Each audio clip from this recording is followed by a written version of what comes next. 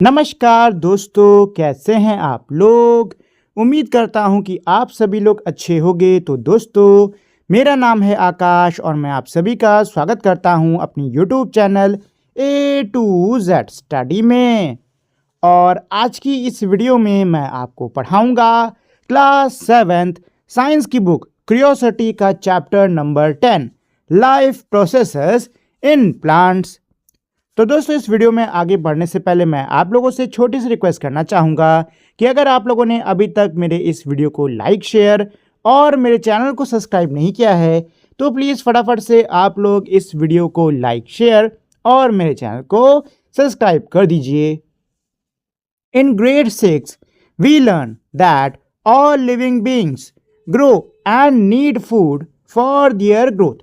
Grade 6 यानी कक्षा 6 में हमने ये सीखा, हमने ये जाना कि सारे ही जो लिविंग बीइंग्स होते हैं, सारे ही जो जीवित जीव होते हैं, इनको भोजन की ज़रूरत होती है, खाने की ज़रूरत होती है बढ़ने के लिए। Also in the previous chapters we discuss the process through which animals obtain nutrition. इसके अलावा इससे पहले के जो चैप्टर्स हैं उसमें हमने डिस्कस करा कि कैसे जानवरों को पोषण मिलता है। We know that animals eat food to grow, but what about plants. हमको पता है जानवर बढ़ने के लिए भोजन खाते हैं, लेकिन पौधों का क्या। Have you ever seen plants eating food like animals do. क्या आपने पौधों को कभी जानवरों की तरह खाना खाते देखा है। As animal grow their size and weight usually increase and their body undergoes various changes. जैसे जानवर बढ़ते हैं उनका जो आकार है, उनका जो वजन है उसमें बढ़ोतरी होती है और उनके शरीर में बहुत सारे बदलाव आते हैं। What changes do you notice in plant when they grow. जब पौधे बड़े होते हैं, जब पेड़ पौधे बढ़ते हैं तो उनमें क्या बदलाव आप नोटिस करते हो। We learn that food provides nutrients like carbohydrate, fat, protein, vitamin and minerals which along with water are all essential for growth. हमने ये सीखा है कि खाने में हमें पोषण तत्व जैसे कि carbohydrate, fat, protein, vitamin, minerals और पानी ये सब मिलता है जो कि ग्रोथ के लिए बहुत ही ज़रूरी होते हैं। Let us explore how plants obtain nutrients for their growth. चलिए अब हम लोग ये एक्सप्लोर करते हैं, ये खोजते हैं कि पौधों को पोषण तत्व कहाँ से मिलता है अपने ग्रोथ के लिए। 10.1 हाउ डू प्लांट्स ग्रो। पौधे कैसे बढ़ते हैं। Look around your neighbourhood. अपने आस पड़ोस में देखो। Have you observed any changes in the plant during its life span. किसी भी पौधे के लाइफ स्पैन मतलब किसी पौधे के जीवन के दौरान क्या आपने उसमें कोई बदलाव नोटिस करा है। As a plant grows new leaves and branches emerges it height increases and it stems thicken. जैसे जैसे प्लांट बढ़ता है, नई पत्तियां और टहनियां आ जाती हैं, वजन बढ़ जाता है और जो तना है वो मोटा हो जाता है। What do you think cause these changes. क्या लगता है तुमको ये बदलाव क्यों हो रहे हैं। Discuss with your friends and provide your explanation as well. अपने दोस्तों के साथ में इस पर चर्चा करो और एक इसका एक्सप्लेनेशन देने की खुद से भी कोशिश करो। तो अब यहाँ पे दो बच्चे हैं जिनके बीच में बातचीत चल रही है, ठीक है। तो यहाँ पे सबसे पहले बच्चा कह रहा है when we water plants regularly they grow better. जब हम लोग पौधों को रेगुलरली यानी कि एक निश्चित अंतराल पे लगातार पानी डालते रहते हैं तो पौधे अच्छे से बढ़ते हैं। So I think water also contributes to इस ग्रोथ। तो मुझे ये लगता है कि जो पानी है वो भी इसके ग्रोथ में, इसके बढ़ने में उसका भी योगदान होता है। अब ये बच्ची कह रही है maybe plant takes up food from the soil through their roots. हो सकता है कि जो पौधे हैं वो जड़ों के सहायता से मिट्टी से खाना लेते हों। दूसरी बच्ची कह रही है I think sunlight play some role in the growth of the plant. मुझे लगता है प्लांट के ग्रोथ में, प्लांट पौधे के बढ़ने में सनलाइट यानी सूरज की रोशनी भी कुछ किरदार निभाती है। अब ये बच्चा जो है आई थिंक मे बी खाली जगह प्ले सम रोल। तो ये खाली जगह दे रखी हुई है, यहाँ पे आप भर सकते हो कि आपको क्या लगता है कि प्लांट की ग्रोथ में क्या कंट्रीब्यूट करता होगा, यहाँ पे आप वो भर सकते हो। ठीक है, let us perform an experiment to test some of these explanations. चलिए इनमें से कुछ एक्सप्लेनेशंस को टेस्ट करने के लिए हम कुछ एक्सपेरिमेंट्स करके देखते हैं। तो देखिए यहाँ पे है दोस्तों हमारी एक्टिविटी 10.1। क्या है इसमें? Take 3 earthen pots or used bottles/containers of same size filled with garden soil। क्या कह रहे हैं कि आपको 3 गमले लेने हैं, कोई बोतल ले लो या कोई यूज़ किया हुआ कंटेनर ले लो, और उसमें जो मिट्टी होती है बगीचे वाली वो भर लो। Plant sapling of similar sizes of a fast growing plant like chili or tomato in each pot। Her pot में यानी हर गमले में आपको छोटे छोटे पौधे लगा देने हैं। किसी ऐसे पेड़ का पौधा लगाना जो कि बहुत तेज से बढ़ता है, जैसे मिर्ची हो गई या टमाटर हो गया। ठीक है, लेबल दी पॉट ABC करके नाम डाल दो तीनों पॉट्स पर। Count the number of leaves on each sapling and record your observation. Her sapling पे कितनी पत्तियां हैं उसको काउंट करो और अपने ऑब्जर्वेशन को रिकॉर्ड करो। Place pot A in direct sunlight. Pot A को डायरेक्ट सनलाइट में रख दो। Keep the soil in this pot slightly moist by adding an adequate amount of water every day. रोज आपको पर्याप्त मात्रा में इसमें पानी डाल डाल के इसकी मिट्टी को नम रखना है। Place pot B in direct sunlight. Pot B को भी डायरेक्ट सनलाइट में रखो without adding water to this soil. लेकिन मिट्टी में आपको बिल्कुल भी पानी नहीं ऐड करना है। ठीक है। Place pot C in the Dark. Pot सी को आपको डार्क में यानी कि अंधेरे में रख देना है। Keep the soil in this pot slightly moist by adding an adequate amount of water every day. थोड़ा थोड़ा पानी डाल के आपको इस मिट्टी को भी नम रखना होगा, मतलब इसकी भी मिट्टी को नम रखना होगा।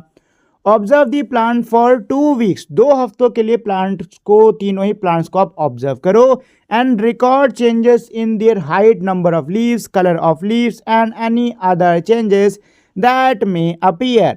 और जो भी बदलाव इनमें आ रहे हैं, इनकी हाइट में जो बदलाव आ रहा है, पत्तियों के नंबर्स में जो बदलाव है, पत्ती के उसके रंग में जो भी बदलाव आ रहा है, छोटा छोटा लेके बड़े से बड़ा तक का जो भी बदलाव आ रहा है उसको आप रिकॉर्ड करो।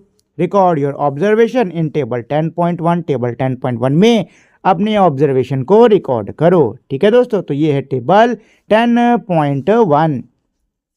देखो तो सबसे पहले इसमें क्या लिखा हुआ है? Pot kept under different conditions. तो यहाँ पे जो अलग अलग कंडीशंस थी ना वो लिखी। जैसे पॉट ए को डायरेक्ट सनलाइट में रखा, पानी डाला। पॉट बी डायरेक्ट सनलाइट में लेकिन पानी नहीं, और पॉट सी अंधेरे में लेकिन पानी है। ठीक है, तो देखो जी, अवेलेबिलिटी ऑफ पहले वाले में सनलाइट भी थी, वाटर भी था। सेकंड वाले में सनलाइट तो थी लेकिन वाटर नहीं था, और थर्ड वाले में सनलाइट नहीं थी बट वाटर था। ठीक है ना दोस्तों। अच्छा, यहाँ हाइट दी हुई है, तो ये एक्सपेरिमेंट जब आप करोगे ना तो जो भी उसकी हाइट आएगी वो लिख देना। ठीक है, चलो सीधे मैं यहाँ पे ना कलर ऑफ लीव्स पर आते हैं हम लोग। तो देखो पहले वाले में जो पत्तियों का रंग है वो आपका ग्रीन रहने वाला है। ठीक है, सेकंड वाले में आपका जो ना येलो हो जाएगा, येलो पीली पड़ जाएगी पत्ती, पेड़ सूख जाएगा। ठीक है, और थर्ड वाले में ग्रीन ही रहेगा। ठीक, लेकिन ये पौधा ना कमज़ोर रहने वाला है। ठीक है, देखो तीनों का रिजल्ट क्या होगा ये मैं बता देता हूँ। पॉट ए में जो आप पौधा रखोगे वो खूब बढ़िया हेल्दी होगा। ठीक है, अच्छे से खूब उसमें पत्तियाँ आ रही होंगी, खूब अच्छे से वो बढ़ रहा होगा। पॉट बी की जो पौधा है वो हो सकता है सूखा जाए। ठीक है, और पॉट सी का जो पौधा है वो बहुत ही कमज़ोर होगा, सूखा तो नहीं होगा लेकिन बहुत ही कमज़ोर होगा। ठीक है, तो इस एक्सपेरिमेंट से हमको एक चीज़ पता तो बहुत ही अच्छे से चल जाती है दोस्तों कि किसी भी पौधे को बढ़ने के लिए सनलाइट और वाटर दोनों ही चाहिए होती हैं। पर्याप्त मात्रा में सनलाइट और वाटर नहीं मिलेगा तो वो पौधा कमज़ोर हो जाएगा या फिर तो मर ही जाएगा। ठीक है ना, तो पेड़ पौधों के उगने के लिए सनलाइट और वाटर तो हमारा बहुत ही ज़्यादा इंपॉर्टेंट होता है। अच्छा, यहाँ क्वेश्चंस भी हैं। पहला क्वेश्चन क्या है? What difference did you observe between the plants in 3 pots. तीनों पॉट्स में जो प्लांट्स हैं उनमें आपको क्या डिफरेंस नज़र आया? तो दोस्तों पॉट ए में जो प्लांट है वो खूब हेल्दी होगा, खूब बढ़िया होगा।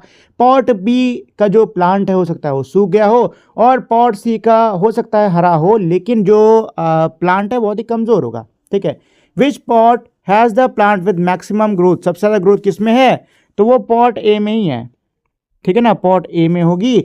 और सबसे लीस्ट ग्रोथ किस में है, तो वो है आपका पॉट बी, ठीक है, पॉट बी में सबसे कम ग्रोथ है, सूख ही गया होगा का वो, ठीक है। चलो, analyse the observation recorded in table 10.1। Table 10.1 में जो हमने ऑब्जर्वेशन रिकॉर्ड करी हुई है उसको एनालाइज करिए and discuss them with your teachers and friend, और अपने टीचर्स और फ्रेंड के साथ में उसको डिस्कस करो। You are likely to find that the plant in pot A kept in direct sunlight with adequate water grow better than plant in pot C which gets adequate water but no sunlight। आपने ये हो सकता है observe करा हो, आपको ये देखने को मिला होगा कि पॉट ए जिसको कि डायरेक्ट सनलाइट में रखा गया था और पर्याप्त मात्रा में पानी भी मिल रहा था, वो पॉट सी के प्लांट से ज़्यादा अच्छे से ग्रो किया है, जिसको कि पर्याप्त मात्रा में पानी तो मिल रहा था लेकिन सनलाइट नहीं मिल रही थी। The plant in pot B may have died as it does not get water even though it received adequate sunlight। Plant जो है पॉट बी में हो सकता है वो मर ही गया है क्योंकि उसको पानी नहीं मिला, वैसे रोशनी तो मिल रही थी, सूरज की किरणें तो मिली थी लेकिन पानी नहीं मिला इस वजह से। What do you infer from the observation made in this activity. इस एक्टिविटी में जो ऑब्जर्वेशन आपने करा है इससे आपको क्या पता चला, इससे हमने क्या निकाला। The result indicates that plant required both sunlight and water for their growth. जो रिजल्ट है वो ये दर्शाता है कि पौधे को ग्रो होने के लिए यानी पौधे को बढ़ने के लिए सूरज की किरणें और पानी दोनों की ही आवश्यकता होती है। Fascinating facts. फल कुसुम संपदुचितः रोपण तो भवति केवलाननयतः। इसका मतलब क्या है, trees do not produce fruits and flowers merely because they are planted. इसका मतलब ये है कि सिर्फ पौधों को लगा देने से ही वो फल फूल देना शुरू नहीं कर देते। This line is from N ancient Indian text name वृक्ष आयुर्वेदा। ये जो लाइन है जो अभी आपने ऊपर पढ़ी, ये एक प्राचीन भारतीय लेख जिसका नाम है वृक्ष आयुर्वेदा उससे ली गई है। It records useful observations about plant growth, soil and agricultural practices to help improve crop health, growth and production. इसके अंदर काम की कई सारी चीज़ें दी हुई हैं, जैसे कि प्लांट की ग्रोथ आप कैसे बढ़ा सकते हो, मिट्टी अच्छी कैसे कर सकते हो, खेती बाड़ी से जुड़े हुए प्रैक्टिसेस, इसके अलावा फसल की जो सेहत है उसको कैसे बेहतर कर सकते हो, उसकी ग्रोथ कैसे बढ़ा सकते हो और उपज कैसे बढ़ा सकते हो, ये सब इसके अंदर दिया हुआ है। The knowledge in the text seems to be based on practical experiences and patterns seen over times। जो ज्ञान दिया हुआ है इस लेख के अंदर वो प्रैक्टिकल एक्सपीरियंसेस के ऊपर बेस है, मतलब प्रैक्टिकली जो अनुभव हैं, मतलब लोगों ने जो पैटर्न देखा समय के साथ में और उन्होंने जो चीज़ें मतलब खेती कर करके उन्होंने जिस प्रकार से जो अनुभव किया है वो ज्ञान इस लेख के अंदर मौजूद है। These ideas were then systematically documented to guide farming practices। और इसके बाद में ये जो आइडियाज़ हैं इनको सिस्टमेटिक ढंग से एक सही तरीके से डॉक्यूमेंट किया गया है, सही तरीके से लिखा गया है ताकि फार्मर्स को गाइड किया जा सके इन प्रैक्टिसेस में। For instance, there are reference to different method of organic manure preparation such as mixing water, barley and various seeds like green, black and horse grams।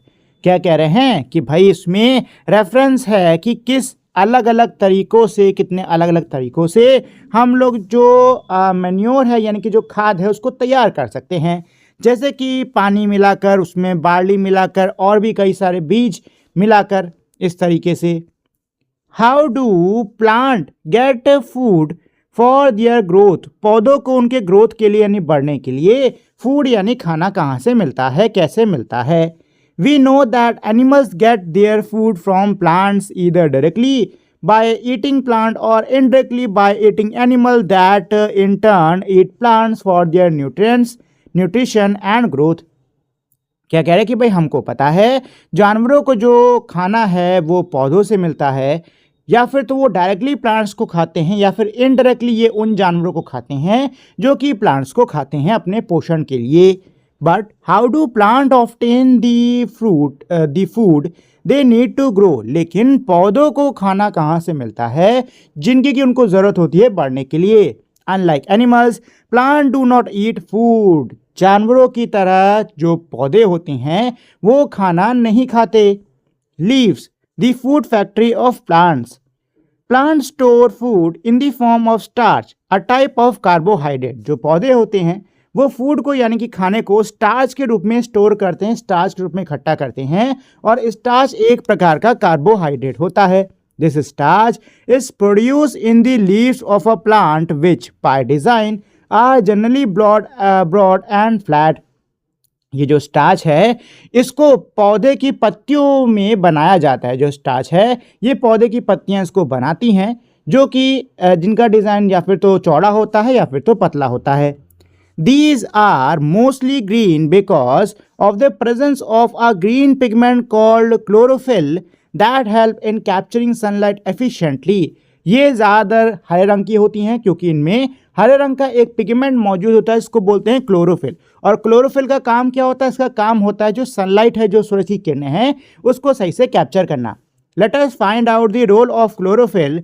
The role chlorophyll play in the preparation of food in the form of starch in plants. चलिए अब हम ये पता करते हैं कि पौधों के अंदर जो फूड है यानी कि जो ये स्टार्च है इसके प्रिपरेशन में क्लोरोफिल क्या किरदार निभा रहा है। तो इसके लिए है एक्टिविटी 10.2। ठीक है दोस्तों, टीचर में डेमोन्स्ट्रेट दिस। अच्छा, इस एक्टिविटी को ना टीचर करेंगे आपके। ठीक है, तो सबसे पहले इसमें क्या है, keep a leaf in boiling water for 5 minutes to soften it. पत्ती को उबलते हुए पानी में डाल दो 5 मिनट के लिए ताकि वो अच्छे से नरम हो जाए। Dip this leaf in a test tube containing alcohol. इस पत्ती को फिर आपको एक टेस्ट ट्यूब में डुबा देना है जिसमें कि अल्कोहल हो। Place the test tube in a beaker containing boiling water. अब उस टेस्ट ट्यूब को आप एक बीकर में रख दो जिसमें उबलता हुआ पानी हो। Wait until the leaf become colourless. तब तक आपको वेट करना है, तब तक आपको रुकना है जब तक जो पत्ती है वो कलरलेस नहीं हो जाती, मतलब उसका रंग नहीं चला जाता। Take out the leaf and place it on a plate. पत्ती को बाहर निकालो और उसको एक प्लेट पे रख दो। Now put a few drop of diluted iodine solution with the help of a dropper on the decoloured leaf. Wait for few minutes and observe. क्या कह रहे हैं कि अब आपको क्या करना है कि जो अब पत्ती है उसके ऊपर कुछ बूंदे डाइल्यूटेड आयोडीन सॉल्यूशन की डाल दीजिए आप, ठीक है ना, और फिर कुछ मिनट तक वेट करो, फिर ऑब्जर्व करो। If the colour of the leaf changes to blue black it indicates the presence of starch. क्या कह रहे हैं कि अगर पत्ती का जो रंग है वो ब्लू ब्लैक हो जाता है तो इसका मतलब उसमें स्टार्च मौजूद है। तो दोस्तों ये आयोडीन टेस्ट के बारे में हम लोग पहले ही पढ़ चुके हैं कि आयोडीन जब भी स्टार्च के संपर्क में आता है तो उसका कलर कैसा हो जाता है, ब्लू ब्लैक हो जाता है। ठीक है, सेम चीज़ हम लोग यहाँ पे भी करके चीज़ पता कर रहे हैं कि पत्तियों में स्टार्च की मौजूदगी है। ठीक है दोस्तों, तो सेम चीज़ यहाँ पे भी की जा रही है। तो यहाँ का एक्सपेरिमेंट क्या था, इसमें पूरा एक्सपेरिमेंट यही था कि सबसे पहले आपको पत्ती लेनी है, उसको पानी में थोड़ी देर के लिए उबालना है, फिर उस पत्ती को अल्कोहल में डाल दो और फिर जो जिस भी टेस्ट ट्यूब में आपने अल्कोहल में पत्ती डाली है उसको उबलते हुए पानी में डाल दो। ठीक है, कुछ देर उसको उबालो तब तक जब तक इसका रंग नहीं चला जाता पूरा। और फिर जो अब ऐसी पत्ती इसका रंग नहीं है उस पर आपको आयोडीन सॉल्यूशन की कुछ बूंदें डालनी है, थोड़ी देर छोड़ देना है, फिर आप उसको कुछ देर बाद ऑब्जर्व करोगे तो उसका कलर कैसा हो गया होगा, ब्लू ब्लैक। ठीक है, इससे हमको एक चीज़ पता चलती है कि भाई पत्ती में क्या मौजूद होता है, स्टार्च मौजूद होता है। ठीक है दोस्तों, चलिए, did you wonder why we decolourise the leaf in the beginning of this activity. Activity की शुरुआत में हमने पत्ती को डीकलराइज क्यों कर दिया, उसका रंग क्यों निकाल दिया, इसके मतलब क्या आपने सोचा कि भाई ऐसा क्यों करा है। देखो दोस्तों, ऐसा इसलिए करा है ताकि आयोडीन जब हम उस पर डाल रहे हैं, आयोडीन सोल्यूशन जब हम डाल रहे हैं तो उसमें जो कलर चेंज आ रहा है ना उसको ऑब्जर्व हम बेटर तरीके से कर सके, बस यही रीज़न है और कोई रीज़न नहीं है। ठीक है, चलो आगे बढ़ते हैं। In activity 10.1 we have learn that water and sunlight are essential for a plant growth. क्या कह रहे हैं कि भाई एक्टिविटी 10.1 में हमने ये सीखा कि किसी भी प्लांट के ग्रोथ के लिए, किसी भी प्लांट के बढ़ने के लिए जल और सूर्य किरणें बहुत ही ज़्यादा महत्वपूर्ण होती हैं।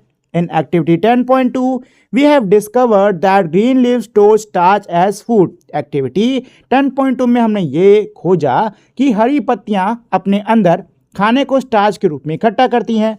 Bhaskar loves gardening during his free time. Bhaskar जो है इसको अपने खाली समय में गार्डनिंग करना बहुत ही अच्छा लगता है। Being a curious student, he often looked around in his garden and wondered how plants produce food. वो बहुत ही क्यूरियस बच्चा है, बहुत ही जिज्ञासु बच्चा है, जिज्ञासु छात्र है, तो वो अक्सर अपने गार्डन में देखता और सोचता कि आखिर प्लांट जो है अपना खाना कैसे बना रहे हैं। From his experiences Bhaskar know that water and sunlight are essential for plant growth. अपने अनुभव से भास्कर को ये तो पता है कि पानी और सूरज की किरणें प्लांट के ग्रोथ के लिए, प्लांट के विकास के लिए बहुत ही ज़रूरी होती हैं। But he wondered if sunlight contribute to the production of food in the form of starch in a plant. लेकिन अब वो ये सोच रहा है कि जो सनलाइट होती है यानी कि जो सूरज की किरणें होती हैं, क्या ये योगदान देती हैं प्लांट में जो स्टार्च है उसके बनने में।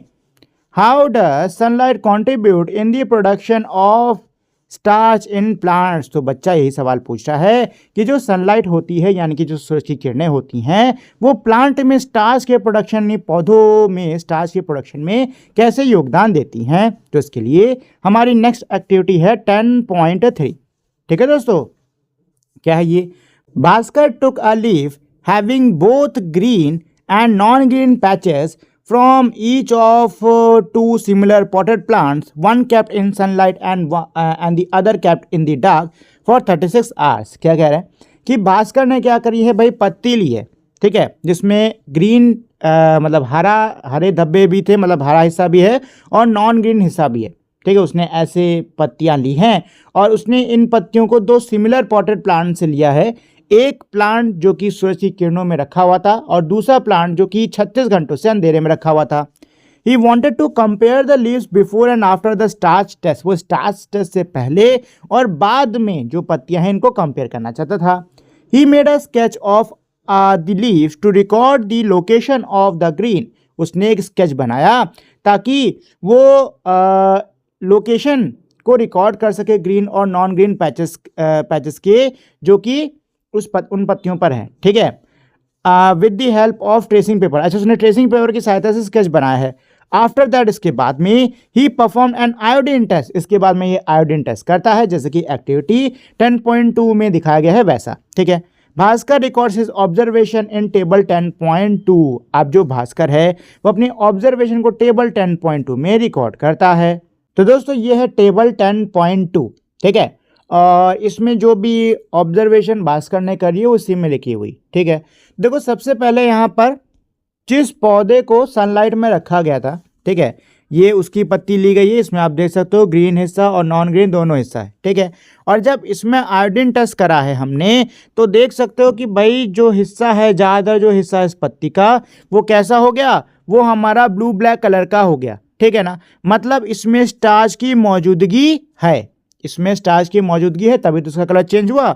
वहीं दूसरी तरफ जिस पौधे को हमने अंधेरे में रखा था उसकी पत्ती पर टच करने पे कोई भी कलर चेंज नहीं आया है, कोई भी कलर चेंज नहीं आया है, ठीक है ना।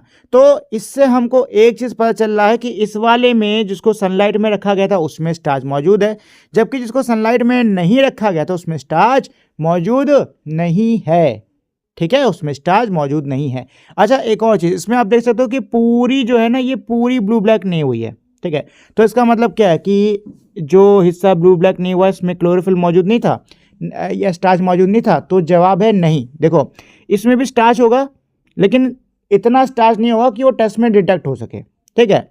यहाँ पे ज़्यादा है तो उसका रंग ज़्यादा हो गया ऐसे करके, ठीक है। चलो, इन टेबल 10.2 में Bhaskar recorded a blue black colour indicating the presence of starch on the green patch of leaf obtain from the plant place in sunlight. यही कह रहे हैं कि भाई जो पौधा उसने सनलाइट में रखा था उसकी पत्ती में ब्लू ब्लैक कलर हमको देखने को मिला है, मतलब स्टार्च में मौजूद है। Bhaskar also recorded that the leaf obtain from the plant kept in the dark does not show a blue black color even on the green patches indicating that no starch has been produced. Bhaskar ने भी record करा कि भाई जिस पौधे को अंधेरे में रखा गया था उसकी पत्ती में बिल्कुल भी कलर में चेंज नहीं आया है, यहाँ तक कि जो ग्रीन हिस्सा उसमें भी कोई भी कलर चेंज नहीं आया है। इसका मतलब क्या है कि कोई भी स्टार्च नहीं बना है। Non green patches on the leaf obtain from the plant in sunlight do not turn blue black. क्या कह रहे हैं कि भाई जो नॉन ग्रीन हिस्से थे पत्ती के, उस पत्ती के जो कि हमें सूरज के नीचे जिस पेड़ को रखा था ना उससे हमको जो पत्ती मिली थी ना, उसके जो नॉन ग्रीन हिस्से थे वो ब्लू ब्लैक नहीं टर्न हुए हैं। ठीक है। Does it indicate that there is no chlorophyll present in those patches. क्या इसका मतलब ये कि इसमें क्लोरोफिल मौजूद नहीं है? होता है, ठीक है, होता है क्लोरोफिल मौजूद, ऐसा नहीं होता। The non-green patches may not have sufficient chlorophyll to prepare enough starch to be detected using the iodine test। यही कह रहा है कि भाई जो नॉन ग्रीन पैचेस हैं उसमें पर्याप्त मात्रा में क्लोरोफिल मौजूद नहीं था, मतलब था थोड़ा बहुत था लेकिन पर्याप्त मात्रा में क्लोरोफिल मौजूद नहीं था, जिसकी वजह से स्टार्च पर्याप्त मात्रा में नहीं बन पाया और वो आयोडीन टेस्ट में डिटेक्ट नहीं हुआ। ठीक है, चलो fascinating facts. Some plant leaves appear red, violet or brown because they contain more of these colored pigment than the green colored chlorophyll। क्या कह रहे हैं कि भाई कुछ पौधों की जो पत्तियां होती हैं ये लाल रंग की, वॉयलेट रंग की, ब्राउन अलग रंग की दिखती हैं। ऐसा क्यों होता है? क्योंकि इन पत्तियों में इन रंग के पिगमेंट ज़्यादा मौजूद होते हैं as compare to chlorophyll. This hide the green colour, इससे हरा रंग जो है ना वो छुप जाता है। Some of these pigment also help in photosynthesis। इसमें जो कुछ पिगमेंट्स होते हैं ये फोटोसिंथेसिस में हेल्प देते हैं। अच्छा, फोटोसिंथेसिस क्या होता है पता है? फोटोसिंथेसिस ये वो प्रोसेस होती है जिसके द्वारा पेड़ जो होते हैं वो अपने खाने को बनाते हैं। ठीक है, तो खाना बनाने की उनकी जो प्रोसेस होती है उसको बोलते हैं photosynthesis. You can use an iodine test to check for the presence of the starch in these leaves. आप आयोडीन टेस्ट का यूज कर सकते हो इन पत्तियों में स्टार्च है कि नहीं इस चीज़ को चेक करने के लिए। Indicating that photosynthesis has taken place, जो कि ये दर्शाएगा कि भाई फोटोसिंथेसिस यहाँ पर हुआ है। What do we infer from the observation listed in table 10.2। Table 10.2 में जो ऑब्जर्वेशन दी हुई है उससे हमने क्या इन्फर करा? एज वी नो, जैसा कि हमको पता है, leaf are mostly green because of the presence of chlorophyll. जैसे कि हमको पता है कि जो पत्ती है वो हमारी ज़्यादातर हरी होती है क्लोरोफिल की मौजूदगी की वजह से। We have also seen that starch is produce where green patches of the leaves are present. हमने ये भी देखा कि भाई स्टार्च वहाँ पर मौजूद होता है जहाँ पर पत्ती के ग्रीन ग्रीन पैचेस यानी ग्रीन ग्रीन हिस्से होते हैं। We can infer that chlorophyll help in preparing starch in the presence of sunlight। इससे हम ये पता कर सकते हैं, इससे हमको ये पता चलता है कि जो क्लोरोफिल होता है वो सूरज की मौजूदगी में स्टार्च को बनाने में हेल्प देता है।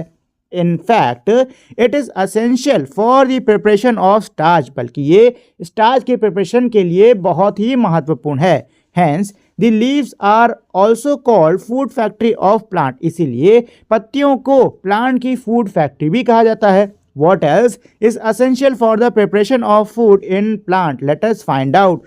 और क्या ज़रूरी होता है पौधों में खाने को तैयार करने के लिए? चलो इसको पता करते हैं। Role of air in the preparation of food. तो अब हम लोग पढ़ने वाले हैं कि एयर यानी कि हवा का क्या किरदार होता है खाने को तैयार करने में। अब हम लोग इस चीज़ को पढ़ेंगे। While reading contribution of scientists in plant nutrition, my sister told me that air play a role in the process of food preparation in plant। बच्चा क्या कह रहा है कि भाई जब ये पढ़ रहा था कि प्लांट न्यूट्रिशन में जो साइंटिस्ट हैं इनका क्या क्या योगदान है, तब इसकी बहन इसको बोलती है कि जो एयर है, जो हवा है, वो भी बहुत ही महत्वपूर्ण भूमिका निभाती है खाने के प्लांट के अंदर खाने के प्रिपरेशन में। Which gas from the air is essential in the process of food preparation in plant. अब बच्ची ये पूछती है कि कौन सी गैस है हवा में मौजूद, वो कौन सी गैस है जो कि खाना बनाने के इस प्रोसेस के लिए ज़रूरी होती है। तो इसको पता करने के लिए है हमारी नेक्स्ट एक्टिविटी 10.4। क्या है? The teacher may demonstrate this activity. इस एक्टिविटी को टीचर को करना है। ठीक है, सबसे पहले क्या है, take a potted green plant and keep it in the dark for 2 to 3 days to allow it to de-starch, that is lose and store starch. Then locate one leaf of this plant for this experiment. क्या कह रहे हैं कि भाई आपको क्या करना है, आपको एक पॉटेड प्लांट लेना है, ठीक है, ग्रीन प्लांट लेना है, हरा पौधा लेना है आपको, और उसको 2 से 3 दिन तक आपको अंधेरे में रखना होगा ताकि जो भी स्टार्च उसकी पत्ती के अंदर इकट्ठा है वो सारा क्या हो, वो सारा यूज हो जाए। इसके बाद में आपको इस एक्सपेरिमेंट को करने के लिए स्पॉटेड प्लांट की किसी एक पत्ती को चुन लेना है। Take a wide mouth bottle and pour some caustic soda, sodium hydroxide into it. Caustic soda observe carbon dioxide from the air. क्या कह रहे हैं कि भाई आपको क्या करना है, आपको एक चौड़े मुंह वाली बोतल लेनी है और उसके अंदर कुछ कास्टिक सोडा डाल देना है। इसका फॉर्मूला क्या होता है, सोडियम हाइड्रोक्साइड, ठीक है। कास्टिक सोडा जो होता है ये एयर में मौजूद कार्बन डाइऑक्साइड को ऑब्जर्व करता है, सोखता है। क्वेश्चन आपको ध्यान देना है ये एक्सपेरिमेंट करते समय, caustic soda is a strong chemical that can cause skin Burns, only teacher should handle it. Caustic soda बहुत ही स्ट्रॉन्ग केमिकल होता है जिससे स्किन बर्न्स हो सकते हैं, तो ये टीचर को ही हैंडल करना है, मतलब टीचर को ही करना है, ठीक है। चलो, insert half of the de-starched leaf into the bottle through the split cork, leaving the other half of the leaf outside and place the bottle as shown in figure 10.3a। क्या कह रहे हैं दोस्तों कि आपको जो भी आपने पत्ती चुनी थी ना उसका आधा, अच्छा वो पत्ती ना तोड़ना नहीं, पौधे में लगे लगे ही उसका आधा आपको बॉटल के अंदर डाल देना है, ठीक है। जैसा कि मेरे फिगर 10.3a में है ना, इस वाले में, इसमें, ठीक है, ऐसे आपको उसमें डाल देना है। Place the setup in sunlight for few hours. अब कुछ घंटों के लिए आपको ये जो सेटअप है ना इसको आप सनलाइट में रख दो। Observe and record the availability of water, sunlight, chlorophyll and carbon dioxide in table 10.3। अब जो अवेलेबिलिटी है water, sunlight, chlorophyll, carbon dioxide की, उसको टेबल 10.3 में भरो। Remove the leaf and test it for starch using the iodine test as was done in activity 10.2। आपको पत्ती को अब क्या करना होगा, पत्ती को उस बॉटल से निकालना है और अब स्टार्च टेस्ट करना होगा आपको, मतलब स्टार्च है कि नहीं इसका टेस्ट आपको करना होगा आयोडीन का यूज़ करते हुए, ठीक है, जैसे हमारा 10.2 में ना वैसे। Record your observation in table 10.3। जो भी आपकी ऑब्जर्वेशन है ना उसको 10.3 में लिख दो, ठीक है। तो ये है हमारी टेबल। तो देखो सबसे पहले तो इसमें अवेलेबिलिटी वाला है, तो भाई वाटर प्रेजेंट है, सनलाइट प्रेजेंट है, क्लोरोफिल प्रेजेंट है, कार्बन डाइऑक्साइड प्रेजेंट की नहीं पसंद है, ये सारी चीज़ें आपको यहाँ पे टिक करनी होंगी, ठीक है। जैसे कि इसमें क्या है, part of the leaf inside the bottle, तो बॉटल के अंदर जो पत्ती का हिस्सा है क्या उसमें पानी मौजूद है, तो देखो पानी आपको पौधे से ही, मतलब जड़ से ही मिलेगा, ठीक है, तो वो तो हो गई होगा। सनलाइट मौजूद है, बिल्कुल सनलाइट मौजूद है। क्लोरोफिल मौजूद है, बिल्कुल है। लेकिन क्या कार्बन डाइऑक्साइड है, नहीं। क्यों? क्योंकि बॉटल के अंदर कास्टिक सोडा डाल दिया, और कास्टिक सोडा क्या करता है कि भाई जो भी एयर में मौजूद कार्बन डाइऑक्साइड है उसको ऑब्जर्व कर लेता है। तो सीधी सी बात है, बॉटल के अंदर मौजूद जो एयर है उसमें से कार्बन डाइऑक्साइड किसने ऑब्जर्व कर लिया होगा, तो उसको कार्बन डाइऑक्साइड तो पत्ती को नहीं मिला होगा, ठीक है। तो क्या इसमें स्टार्च प्रेजेंट हुआ कि नहीं हुआ, तो जवाब है नो, नहीं होगा, ठीक है ना। Part of the leaf outside the bottle, bottle के बाहर की जो लीफ है उसमें पानी भी मिला होगा, सनलाइट भी मिला होगा, क्लोरोफिल भी मिला होगा और कार्बन डाइऑक्साइड भी मिला होगा, क्योंकि भाई कास्टिक सोडा तो बोतल के अंदर है ना, बाहर तो है नहीं, तो सीधी सी बात है उसको कार्बन डाइऑक्साइड मिला होगा। क्या स्टार्च मिला, बिल्कुल मिला, यस, ठीक है। ये आप इस फिगर में भी देख सकते हो, ये जो हिस्सा बॉटल के अंदर था आयोडीन टेस्ट करने पे कोई कलर चेंज नहीं हुआ, जबकि इधर हुआ, ठीक है, मतलब यहाँ पे स्टार्च है, ठीक। अच्छा, तो इस एक्सपेरिमेंट से ना हमको एक चीज़ पता चल रही है दोस्तों कि स्टार्च के बनने के लिए कार्बन डाइऑक्साइड भी क्या होती है, ज़रूरी होती है, ठीक है ना। चलो, we notice that the part of the leaf that was outside the bottle turn blue black indicating the presence of starch. क्या कह रहे हैं कि भाई हमने नोटिस करा कि पत्ती का वो हिस्सा जो कि बॉटल के बाहर था वो ब्लू ब्लैक हो गया, जो कि स्टार्च की मौजूदगी को दर्शाता है। However, the part of the leaf inside the bottle does not turn blue black in color. Indicating that food is not made in that part of the leaf. क्या कह रहे हैं, लेकिन जो हिस्सा, पत्ती का जो हिस्सा बोतल के अंदर था वो हमारा ब्लू ब्लैक कलर में नहीं चेंज हुआ, ठीक है, जो कि दर्शाता है कि पत्ती के उस हिस्से में कोई भी खाना यानी स्टार्च मौजूद नहीं था। This is because the caustic soda solution inside the flask absorb the carbon dioxide present in the air. ऐसा क्यों हुआ? ऐसा इसलिए हुआ क्योंकि जो कास्टिक सोडा सोल्यूशन मौजूद था फ्लास्क के अंदर, उसने हवा में मौजूद कार्बन डाइऑक्साइड को एब्जॉर्ब कर लिया। What does this experiment show? ये एक्सपेरिमेंट हमको क्या दर्शाता है? This experiment show that carbon dioxide present in air is essential for plants to prepare starch। क्या कह रहे हैं? ये एक्सपेरिमेंट हमको ये दर्शाता है कि कार्बन डाइऑक्साइड जो कि हवा में मौजूद होती है, ये प्लांट्स के स्टार्च प्रिपेयर करने के लिए, प्लांट्स के स्टार्च को तैयार करने के लिए बहुत ही ज़रूरी होती है। Based on activity 10.3 and 10.4, what do you conclude? Activity 10.3 और 10.4 के आधार पे हम क्या कंक्लूड करना, हमने क्या कंक्लूड करा? Which part of the plant is involved in the synthesis of starch? Starch के सिंथेसिस यानी स्टार्च के बनने में पौधे का कौन सा हिस्सा इन्वॉल्व होता है? तो दोस्तों हमने एक्टिविटी 10.3 और 10.4 में हम लोगों ने जो देखा, इससे हमको एक चीज़ समझ में आ गई है कि प्लांट को अगर अपने लिए खाना तैयार करना है तो उसके लिए सनलाइट, वाटर, क्लोरोफिल और कार्बन डाइऑक्साइड, इनका होना बहुत ज़रूरी है, ठीक है ना, इनका होना बहुत ही ज़्यादा ज़रूरी है, ठीक है। This process by which plant prepare food in the presence of sunlight and chlorophyll is called photosynthesis। क्या कह रहे हैं कि भाई ये जो प्रक्रिया होती है जिसमें सूरज की रोशनी और क्लोरोफिल की मौजूदगी में पौधा अपने लिए खाना बनाता है, इस प्रक्रिया को हम बोलते हैं photosynthesis. A leaf is the primary site for photosynthesis। Photosynthesis की जो प्राइमरी साइट है वो लीफ यानी कि पत्ती में होता है।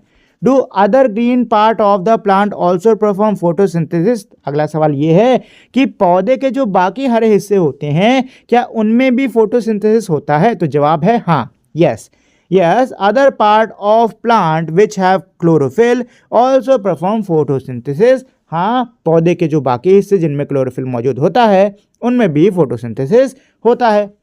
So far we have learn that plant take in carbon dioxide from the air and water and use sunlight to prepare their food by the process of photosynthesis। अभी तक हम लोगों ने ये सीखा कि जो पौधे हैं वो कार्बन डाइऑक्साइड को हवा से लेते हैं, साथ ही में पानी को लेते हैं और सूरज की किरणों का यानी सनलाइट का यूज़ करते हुए अपने खाने को फोटोसिंथेसिस के प्रोसेस से बनाते हैं। But have you ever thought about what more happens during this process. लेकिन क्या आपने सोचा है कि इस प्रोसेस के दौरान और क्या होता है? Do plant only take in substance from their surrounding. क्या जो पौधे हैं वो अपने आसपास से चीज़ों को लेते ही हैं, और do they also release something, या फिर ये कुछ और भी छोड़ते हैं? Let us explore this through an experiment performed by Barkha didi. चलो इस चीज़ को हम लोग एक्सप्लोर करते हैं एक एक्सपेरिमेंट के द्वारा जिसको कि बरखा दीदी ने करा हुआ है, ठीक है दोस्तों। तो अब है हमारी नेक्स्ट एक्टिविटी 10.5 और इसमें हम लोग यही पता लगाने वाले हैं कि इस फोटोसिंथेसिस के प्रोसेस के दौरान पौधा क्या कोई चीज़ है इसको वो खुद से छोड़ता है। चलो तो इसमें आपको क्या करना है, इसमें कह रहे हैं कि आपको फिगर 10.4 इसको देखना है। Compare the two set up labelled A and B and analyse. जो ए और बी में दो सेटअप दे रखे हो ना, इनको ऑब्जर्व करो, इनको एनालाइज करो, ठीक है।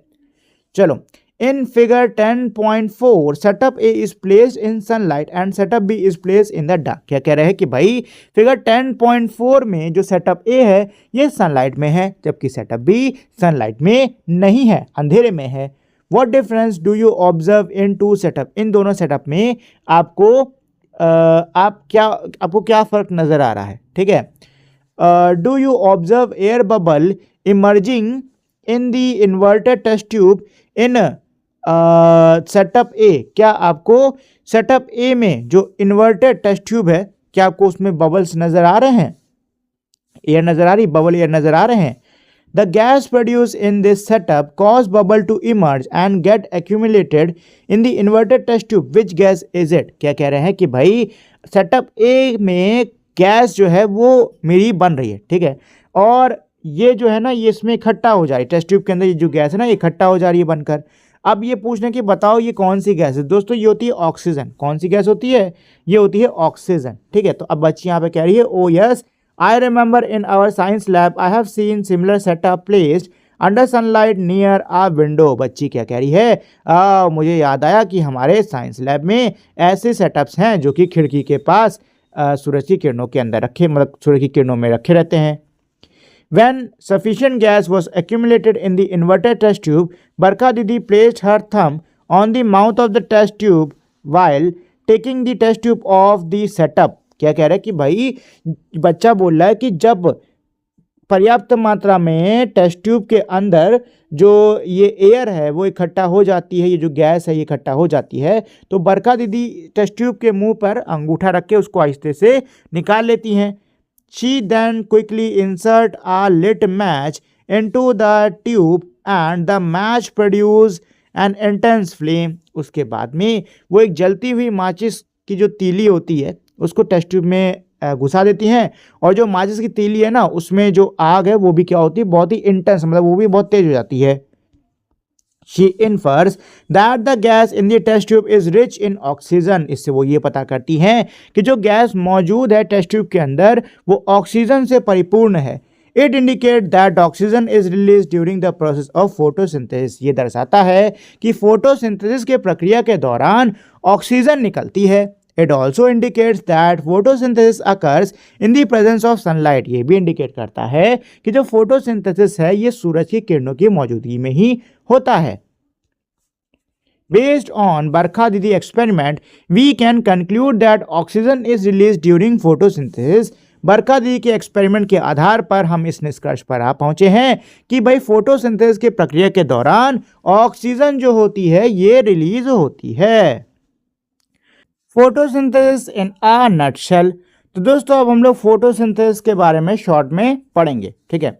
We know that water, sunlight, carbon dioxide from the air and chlorophyll are necessary to carry out the process of photosynthesis that produces carbohydrate. क्या कह रहे हैं कि भाई हमको पता है कि पानी, सूरज की किरणें, कार्बन डाइऑक्साइड जो कि हवा से आती है और क्लोरोफिल, ये सारी चीज़ें ज़रूरी होती हैं फोटोसिंथेसिस के प्रोसेस के लिए, और इस प्रोसेस के दौरान कार्बोहाइड्रेट बनता है। ड्यूरिंग फोटोसिंथेसिस के दौरान food is actually produce in the form of glucose, a simple carbohydrate. क्या कह रहे हैं कि फोटोसिंथेसिस के प्रक्रिया के दौरान खाना जो होता है वो ग्लूकोज के रूप में बनता है, ठीक है, और ग्लूकोज मेरा कार्बोहाइड्रेट का एक ग्रुप होता है। This glucose not only serve as an instant source of energy but also later get converted into starch for storage. क्या कह रहे हैं, जो ग्लूकोज होता है पहले तो ये तुरंत एनर्जी के लिए यूज़ हो जाता है, ठीक है, और बाद के यूज़ के लिए स्टार्च के रूप में ये स्टोर भी हो जाता है। The word equation of photosynthesis given below. नीचे फोटोसिंथेसिस की वर्ड इक्वेशन दी हुई है जो कि क्या है, जो कि है कार्बन डाइऑक्साइड प्लस वाटर और सनलाइट, क्लोरोफिल की मौजूदगी में जो उसने सनलाइट अंदर ली है उससे जब ये सारी चीज़ें मौजूद है तो उससे केमिकल रिएक्शन होता है जिससे कि ग्लूकोज बनता है और ऑक्सीजन रिलीज हो जाती है, ठीक है ना दोस्तों। चलो देखो अब डायग्राम की सहायता से इस चीज़ को समझने की थोड़ा और बेहतर तरीके से कोशिश करेंगे। तो देखो दोस्तों सबसे पहले तो जो जड़ें होती हैं वो वाटर और जो एसेंशियल मिनरल्स होते हैं ना उसको अपने अंदर लेती हैं। फिर स्टेम से होते होते ये जो पानी है ये कहाँ जाता है, पत्ती में जाता है, ठीक है। अब पत्ती के अंदर जो क्लोरोफिल है ये लाइट एनर्जी को ऑब्जर्व करता है। इसके अलावा पत्ती में छोटे छोटे से छेद होते हैं जिनको हम बोलते हैं स्टोमेटा। जो ये स्टोमेटा होता है ये एयर में मौजूद कार्बन डाइऑक्साइड को अपने अंदर लेता है, ठीक। अब जब ये सारी चीज़ें अंदर मौजूद होती हैं तो यहाँ पे ना अंदर एक होती है हमारी केमिकल रिएक्शन, ठीक है। उस केमिकल रिएक्शन में ग्लूकोज का फॉर्मेशन होता है, साथ ही में जो ऑक्सीजन होती है ना वो क्या होती है, रिलीज हो जाती है, वो रिलीज हो जाती है, ठीक है। ग्लूकोज का प्लांट अपना यूज़ कर लेते हैं और बाद के इस्तेमाल के लिए स्टार्च के रूप में इकट्ठा कर लेते हैं, ठीक है। और ऑक्सीजन जो रिलीज होती है ये हमारे एयर में छूट जाती है और इसी ऑक्सीजन को, मतलब इसी ऑक्सीजन से हम और जो जानवर है ना ये सब सांस भी लेते हैं, ठीक है दोस्तों। तो ये है हमारा फोटोसिंथेसिस का पूरा प्रोसेस।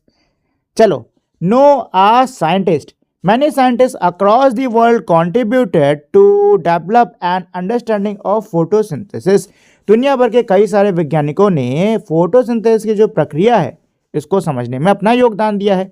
इन इंडिया भारत में रुस्तम और मुश्जी दस्तूर 1860 1896 1961 studied the process of photosynthesis. क्या कह रहे हैं? भारत के अंदर रुस्तम दस्तूर करके एक वैज्ञानिक हैं, इन्होंने जो फोटोसिंथेसिस की जो प्रक्रिया है इसको इस प्रक्रिया पर इन्होंने काफ़ी स्टडी की, इसको काफ़ी समझा है।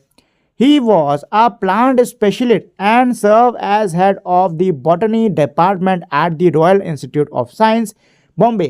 Now the Institute of Science, Mumbai from 1921 to 1935. क्या कह रहे हैं कि ये एक प्लांट स्पेशलिस्ट थे और botany department of royal institute science, जो कि उस टाइम पे बॉम्बे हुआ करता था, मतलब बॉम्बे जो शहर है जिसका नाम अब मुंबई पड़ गया है, और इस संस्थान का नाम अब है इंस्टीट्यूट ऑफ साइंस। उसके ये हेड रह चुके हैं 1921 से लेके 1935 तक।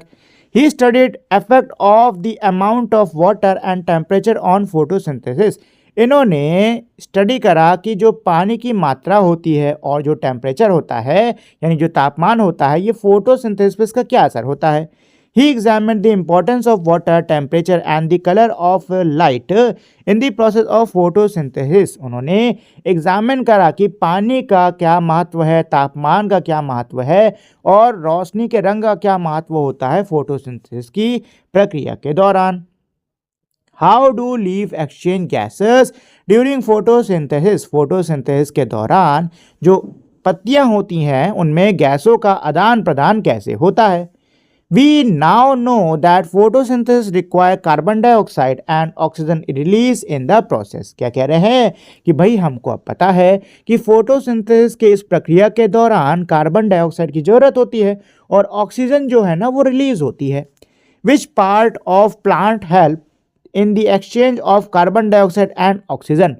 पौधे का कौन सा हिस्सा कार्बन डाइऑक्साइड और ऑक्सीजन का जो आदान प्रदान है इसमें सहायता देता है। Let us conduct an activity to understand where the exchange of gas take place. चलो एक एक्टिविटी करते हैं इसको समझने के लिए कि आखिर ये जो पौधों के अंदर जो गैसों का आदान प्रदान है ये कहाँ हो रहा है। तो नेक्स्ट है दोस्तों हमारी एक्टिविटी 10.6। ठीक है, तो क्या है इसमें the teacher may demonstrate this activity. इस एक्टिविटी को आपके टीचर करेंगे। ठीक है, तो इसके लिए सबसे पहले आपको क्या करना है, आपको पत्ती ले लेनी है। ठीक है, आप मनी प्लांट, अनियन, हिबिस्कस या कोई घास किसी की पत्ती ले सकते हो। ठीक, अब आपको क्या करना है, इस पत्ती को बीकर के अंदर जिसमें पानी भरा ना उसमें डाल देना है। ठीक है, अब बीकर के अंदर कुछ देर काफ़ी देर तक उसको डाले रखना। डालने के बाद में बहुत ही आहिस्ते से आपको जो पत्ती की नीचे की सतह है ना उसको उसमें से निकाल लेना है। ठीक है, बहुत ही खुरच के निकाल लेना, बहुत ही आहिस्ते से निकालना। ठीक है, अब ये जो पील है जो नीचे की सतह आपने निकाली है उसको आप जो झिल्ली आपने निकाली ना उसको आप रख दो एक वॉच ग्लास के अंदर। ठीक है, पानी के साथ में वॉच ग्लास के अंदर डाल दो। ठीक है, now take a microscope slide and carefully put a drop of water on it. अब आपको क्या करना है, एक माइक्रोस्कोप की स्लाइड लेनी है, उसमें एक बूंद पानी डाल देना है। ठीक है, और अब चिमटी का यूज करते हुए ये जो आपने झिल्ली निकाली है पत्ती की उसको उस स्लाइड में रख दो। ठीक है ना, अब आपको क्या करना है कि कुछ बूंद इंक डाल देना है। नहीं, कुछ बूंद नहीं, एक बूंद इंक डाल दो, सिर्फ एक बूंद इंक डाल दो जो पत्ती की झिल्ली ना उसके ऊपर। ठीक, cover the peel with the cover slip and observe it under microscope. आपको उसको अब कवर स्लिप से ढक के माइक्रोस्कोप के अंदर क्या करना है, उसको आप देखना है। ठीक है, तो जब आप देखोगे ना तो आपको इस तरीके से दिखेगा उसमें। अच्छा, इंक इसलिए डाली जा रही ताकि ये जो चीज़ें ना क्लियरली दिख सकें। ठीक है ना, तो ये ट्रांसपेरेंट थोड़ी सी होती है, दिखेंगी नहीं, तो इंक डालने से इनका ना रंग मिल जाता है। क्या है इसमें, व्हाट डू यू ऑब्जर्व, आपने क्या ऑब्जर्व करा। Do you notice tiny pores on the peel, क्या आपको झिल्ली पर यानी पील पर नन्हे नन्हे पोर, नन्हे छिद्र नजर आए। As shown in figure 10.6 these pore are called stomata, जैसा कि फिगर 10.6 में दिखाया हुआ है। इन पोर्स को, इन छेदों को हम बोलते हैं stomata. Stomata present on the surface of leaf help in exchange of gases. Stomata पत्ती की सतह पर यह मौजूद होता है और गैसों के आदान प्रदान में सहायता देता है। Transport in plant, transport of water and mineral, all living beings need water to grow. सारे ही जो जीवित जीव हैं उनको पानी चाहिए बढ़ने के लिए। Plant use water in the process of photosynthesis, पौधे भी इस्तेमाल करते हैं पानी का फोटोसिंथेसिस की प्रक्रिया में। Water along with mineral present in the soil is taken up by the root of a plant। क्या कह रहे हैं कि वाटर जो कि मिट्टी में मौजूद होता है, पानी के साथ साथ जो बाकी जो मिनरल्स हैं वो भी जड़ों के द्वारा पौधों के अंदर पहुंच जाती हैं। Minerals are important nutrients for the growth of plant. Minerals जो हैं वो पौधों के बढ़ने के लिए बहुत ही ज़्यादा इंपॉर्टेंट होते हैं। How do water and minerals taken up by the root move to all part of the plant. Water और मिनरल्स जो कि जड़ों द्वारा लिया जाता है ये पौधों के बाकी हिस्सों तक, हर हिस्सों तक कैसे पहुंचता है। We can study water transport in plant by carrying out an activity. हम एक एक्टिविटी के द्वारा इस चीज़ को स्टडी कर सकते हैं कि पौधे के अंदर वाटर ट्रांसपोर्ट कैसे होता है। फॉर दिस एक्टिविटी, इस एक्टिविटी के लिए वी रिक्वायर 2 ग्लास टम्बलर, हमको 2 कांच के टम्बलर चाहिए, 2 कांच के ग्लास चाहिए। सम वाटर, कुछ पानी चाहिए, रेड इंक चाहिए, and twig of 2 similar tender plant, और 2 टेंडर यानी छोटे नरम पौधों के ट्विग यानी डंडियाँ चाहिए। Probably with white colour flower, और उनमें सफ़ेद रंग का फूल हो तो बहुत ही बढ़िया बात है। फॉर एग्जाम्पल वाइट सदाबहार, अगर सफ़ेद सदाबहार हो तो बहुत ही बढ़िया है, ठीक है, जिसकी फिगर 10.7 में आपको दिखाया गया है इस तरीके से ऐसा। तो अब इसमें आगे है एक्टिविटी 10.7, ठीक है। तो देखिए 10.7 इस एक्टिविटी के अंदर किया क्या जा रहा है। सबसे पहले तो इन्होंने ऐसे देख सकते हो छोटा सा इन्होंने एक लकड़ी कह सकते हो पेड़ पौधे की लकड़ी काट ली है, ठीक है ना, और 2 कांच के ग्लास के अंदर इन्होंने रखा है, दोनों में 1/3 पानी भरा हुआ है। अच्छा, इस वाले के अंदर इन्होंने रेड कलर की इंक डाल दी है, ठीक है। तो अब आप इसको एक दिन के लिए ऐसे छोड़ दोगे, जब आप अगले दिन आके देखोगे तो जिसके अंदर पानी था उसमें तो कलर में कोई चेंज नहीं आएगा, लेकिन जिसमें इंक डाली हुई थी उसके जो पत्तियां हैं, जो फूल हैं और जो तना है वो थोड़ा सा लाल लाल रंग का हो जाएगा, ठीक है। तो ऐसा क्यों हुआ? ऐसा इसलिए हुआ क्योंकि देखिए दोस्तों, जो पौधे होते हैं इनमें बहुत ही महीन महीन से पतली पतली से वेन्स होती हैं, ठीक है, नसें होती हैं, और उन्हीं से पानी जो है वो हमारा आता जाता है, ठीक। अब इसके अंदर भी वही मौजूद थी, ठीक है, और अब क्योंकि ये पानी रेड है तो अब सीधी सी बात है कि इनके अंदर जाने वाला जो पानी है वो भी कैसे होने वाला है, रेड होने वाला है। तो इसी वजह से इनमें ये रेड कलर जो है आपको दिख रहा है, ठीक है, पानी की वजह से ही है, ठीक है ना दोस्तों। चलो, तो इसमें जो एक्टिविटी है वो यही है, take 2 tumbler and label them A and B. 2 आपको टम्बलर यानी कांच की गिलास लेनी है, उसको ए और बी नाम दे देना है।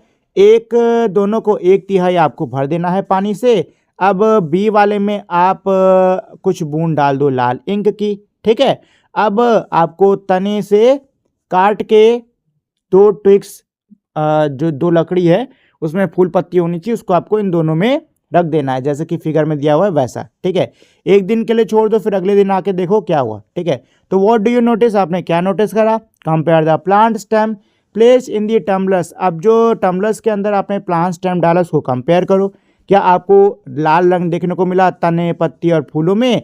बी वाले टम्बलर में बिल्कुल देखने को मिला है भाई। फिगर 10.C 10.D ये वाले जो हैं इसमें आप साफ तौर पे देख सकते हो, ठीक है। तो अब इसमें ये कह रहे हैं कि आपको क्या करना होगा, 10.C को 10.D से कंपेयर करना होगा। A red color is visible in stem, leaves and flower of plant in 10.7D। क्या कह रहे हैं कि भाई लाल रंग जो है वो हमारा दिख रहा है हमको तने में, पत्ती में और फूलों में 10.7D वाला जो प्लांट है ना उसमें, ठीक है। How did different part of plant acquire this red colour. ये जो लाल रंग है आखिर ये पौधों के अलग अलग हिस्सों तक कैसे पहुंचा? Cut the stem from the upper part of the plant that is not immerse in the red coloured water. आप क्या कह रहे हैं कि भाई आपको यहाँ ऊपर से, अब ऊपर से जो हिस्सा पानी में डूबा नहीं ना, यहाँ से ऊपर से इसको क्या करना होगा, काटना होगा, ऑब्जर्व द कट स्टेम, कटे हुए तने को ऑब्जर्व करो, उसको देखो मैग्नीफाइंग ग्लास में। Do you spot the red colour in the stem, क्या आपको तने में लाल रंग दिखाई दिया? How does the red colour ink move upward, जो ये लाल रंग का इंक है ये ऊपर कैसे आया? This is due to a thin tube like structure called xylem present in the stem. ऐसा क्यों हुआ है? ऐसा इसलिए हुआ है क्योंकि पतली पतली महीन ट्यूब, कई सारे ट्यूब जैसे स्ट्रक्चर होते हैं, इनको हम जाइलम बोलते हैं, वो तने के अंदर मौजूद होता है। साथ में ब्रांचेस, पत्तियां जो पौधों की होती है उसमें जाइलम मौजूद होता है। Just like red ink mineral dissolve in water also move up the stem through the xylem. क्या कह रहे हैं? जैसे रेड इंक ऊपर गई है तने में, जैसे कि इस एक्सपेरिमेंट में हमने देखा कि रेड इंक गई है पौधे के अंदर, वैसे ही जो मिनरल्स जो कि हमारे पानी के अंदर घुले होते हैं वो जाइलम से पौधों के अलग अलग हिस्सों में पहुंचते हैं। Now we know that water and minerals are transported to the leaves and the other part of the plant through xylem। अब हमको पता है कि भाई जो पानी होता है, जो मिनरल्स होते हैं, वो पौधों के अलग अलग हिस्सों तक, पत्तियों तक जाइलम से होकर गुजरते हैं। The water transported through the xylem is use to perform various functions. जो पानी जाइलम से ट्रांसपोर्ट होता है, मतलब जो पानी जाइलम से इधर उधर पहुंचता है, उसका इस्तेमाल अलग अलग काम करने के लिए होता है। How does food get transported to other part of the plant. अब जो फूड है यानी कि जो खाना है वो पौधों के अलग अलग हिस्सों तक कैसे जाता है, इसको हम लोग देखेंगे। ठीक है, तो ये देखो, इसको ऐसे काटा और काटने पे मैग्नीफाइंग ग्लास में इसको देखोगे, लेंस के नीचे इसको आप देखोगे तो आपको ऐसे ऐसे ये जाइलम नजर आएगा। ठीक है ना। चलो, तो अब हम लोग यही पढ़ने वाले हैं कि भाई जो खाना होता है उसको कैसे ट्रांसपोर्ट किया जाता है प्लांट के अंदर। We know that leaves are the primary site for photosynthesis. हमको पता है कि जो पत्ती होती है ये क्या होती है? प्राइमरी साइड होती है फोटोसिंथेसिस की, यानी कि जो फोटोसिंथेसिस है वो ज़्यादातर यही होता है। The food prepare by plant in the leaves is transported to all part of the plant. जो खाना तैयार होता है पत्तियों द्वारा वो पौधे के बाकी हिस्सों तक पहुंचता है। This food is transported through another set of thin tube like structure called phylum. क्या कह रहे हैं दोस्तों कि भाई ये जो अब खाना है ये भी पतले पतले ट्यूब जैसे स्ट्रक्चर से होता हुआ पौधों के बाकी हिस्सों तक पहुंचता है। और ये जो हमारा ट्यूब लाइक स्ट्रक्चर होता है इसको हम लोग क्या बोलते हैं? फाइलम बोलते हैं। ठीक है। The transported food may also be stored in some other part of plant such as seed and roots. अब जो ट्रांसपोर्टेड फूड है यानी कि जो भेजा हुआ खाना होता है वो पेड़ों के हो सकता है कुछ अलग अलग हिस्सों में जाके इकट्ठा हो जाए, जैसे कि बीज और जड़ें। ठीक है दोस्तों, तो जाइलम से पानी जाता है और फाइलम से क्या जाता है? फूड जाता है। ठीक है। डू प्लांट रेस्पायर, क्या पौधों के अंदर रेस्पिरेशन होता है? In grade 6 science text book curiosity chapter living creatures exploring there characteristics you learn that all living beings respire. क्या कह रहे हैं कि भाई क्लासेस के जो साइंस की टेक्स्ट बुक क्यूरियोसिटी का चैप्टर था living creatures exploring there characteristics, इसमें हम लोगों ने सीखा कि सारे जो लिविंग बींग्स होते हैं रेस्पायर करते हैं। Do plant also respire like we do, क्या प्लांट भी हमारे तरीके से ही रेस्पायर करते हैं? तो इसके लिए भी है एक्टिविटी जो कि है 10.8। तो इसके लिए इसमें आपको क्या करना है? कुछ मूंग बीन्स लेने हैं, ठीक है, और रात भर उनको पानी में भिगा देना है। Put a layer of cotton in a conical flask, आपको ऐसे कॉनिकल फ्लास्क में, जिसको बोलते हैं कॉनिकल फ्लास्क, इसमें आपको एक लेयर कॉटन की ऐसे करके नीचे बिछा देनी है। And moisten the cotton with water to keep it wet, और उसको पानी डाल के नम कर दो। ठीक है, थोड़ा गीला रहे उसके लिए। Place the soak seed over the wet cotton in the conical flask, ये जो कॉनिकल फ्लास्क है ना इसमें अभी जो आपके भीगे हुए बीज थे ना इसको रख दो। Cover the mouth of conical flask with a cork having 2 holes, आपको क्या करना है? आपको इसके मुंह पे एक कॉर्क लगा देना, इसमें 2 छेद होने चाहिए। ठीक है, 2 होल्स होने चाहिए। ठीक। Fit two tube A and B through 2 holes on the cork as shown in figure 10.9। जैसे फिगर 10.9 में आपको दिखाया हुआ है ऐसे आपको ट्यूब ए और ट्यूब बी ऐसे इसमें 2 ऐसे फिक्स कर देने हैं। Leave it undisturbed for 24 hours in the dark, अंधेरे में इसको 24 घंटे के लिए ऐसे ही छोड़ दो। Take 2 test tube and fill them with lime water, 2 test tube लो और उसको चूने पानी से भर दो। Cover the mouth of 1 test tube with the cork having 1 hole in it. अब आपको एक टेस्ट ट्यूब के मुंह को कॉर्क से ऐसे बंद कर देना है, ठीक है, और उसमें एक होल होना चाहिए, ऐसा कॉर्क से लगाना। Dip 1 glass tube in the test tube through a hole in the cork, cork में जो छेद है उससे एक पाइप इसमें आप डाल दो, ठीक है। Connect the flask and test tube with a rubber pipe as shown in figure 10.6। जैसा फिगर 10 जैसा फिगर आपको 10.9 में दिखाया गया है वैसे ही आपको इस वाले ट्यूब को इस वाले से पाइप से जोड़ देना है, ठीक है। Compare both test tube for any change in colour, किसी भी कलर के लिए दोनों को कंपेयर करो। अच्छा दोस्तों, हम लोगों ने जब रेस्पिरेशन हम लोग पढ़ा रहे थे इससे पहले के चैप्टर्स में, तो उसमें हम लोगों ने एक चीज़ पढ़ी थी कि रेस्पिरेशन के दौरान जो कार्बन डाइऑक्साइड होती है वो रिलीज हम लोग करते हैं, ठीक है ना।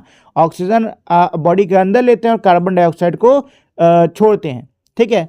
और हमको ये पता है दोस्तों कि अगर कार्बन डाइऑक्साइड को हम लाइम वाटर में पास कराते हैं तो लाइम वाटर कैसा हो जाता है, मिल्की कलर का हो जाता है, ठीक है ना। मतलब ये है कि अगर इन बीजों के अंदर रेस्पिरेशन होता है तो रेस्पिरेशन होने से कार्बन डाइऑक्साइड रिलीज होगी, और अगर कार्बन डाइऑक्साइड रिलीज होगी तो कार्बन डाइऑक्साइड अब कहाँ पे जाएगी, इस वाले टेस्ट ट्यूब में जाएगी जिसमें लाइम वाटर है, जिससे कि इस टेस्ट ट्यूब का कलर कैसा होना चाहिए, मिल्की होना चाहिए, ठीक है। अगर मिल्की होता है मतलब रेस्पिरेशन है, अगर मिल्की नहीं होता है मतलब कि कार्बन डाइऑक्साइड नहीं, मतलब कि रेस्पिरेशन नहीं, ठीक है। वैसे मिल्की ही होगा ये, ठीक है। चलो, compare both the test tube for any change in colour, दोनों ही टेस्ट ट्यूब को कंपेयर करो, उनमें कलर में कोई बदलाव आ रहा है उसके लिए। Does lime water turn milky in both test tube, क्या दोनों टेस्ट ट्यूब में जो लाइम वाटर है वो मिल्की हुआ। Why does the lime water turn milky in the test tube connected to the flask, जो टेस्ट ट्यूब फ्लास्क से जुड़ा हुआ था उस वो मिल्की कैसे हो गया, ठीक है। Lime water turn milky due to the presence of more carbon dioxide in the flask, क्या कह रहे हैं कि जो लाइम वाटर है वो हमारा मिल्की हुआ है, किस वजह से मिल्की हो गया, जो फ्लास्क के अंदर मौजूद कार्बन डाइऑक्साइड थी ना उसकी वजह से। But where does this carbon dioxide come from, लेकिन जो कार्बन डाइऑक्साइड है आखिर आई कहाँ से है। एज वी नो, जैसे कि हमको पता है, carbon dioxide is naturally present in very small quantities in the air, जैसे कि हमको पता है कि जो कार्बन डाइऑक्साइड होता है ये हमारे हवा के अंदर बहुत ही कम मात्रा में प्राकृतिक रूप से मौजूद रहता है। इन दी फ्लास्क में additional carbon dioxide is produced by the seeds as they respire, flask के अंदर जो एडिशनल कार्बन डाइऑक्साइड है, जो एक्स्ट्रा कार्बन डाइऑक्साइड है वो कहाँ से आया है, वो बीजों से आया है जो कि रेस्पायर कर रहे हैं। ड्यूरिंग रेस्पिरेशन के दौरान glucose is broken down in the presence of oxygen releasing carbon dioxide water and energy, जो ग्लूकोज होता है ये और टूटता है ऑक्सीजन की मौजूदगी में, ये और टूटता है और इसमें से कार्बन डाइऑक्साइड, पानी और एनर्जी यानी कि ऊर्जा, ये तीनों चीजें निकलती हैं।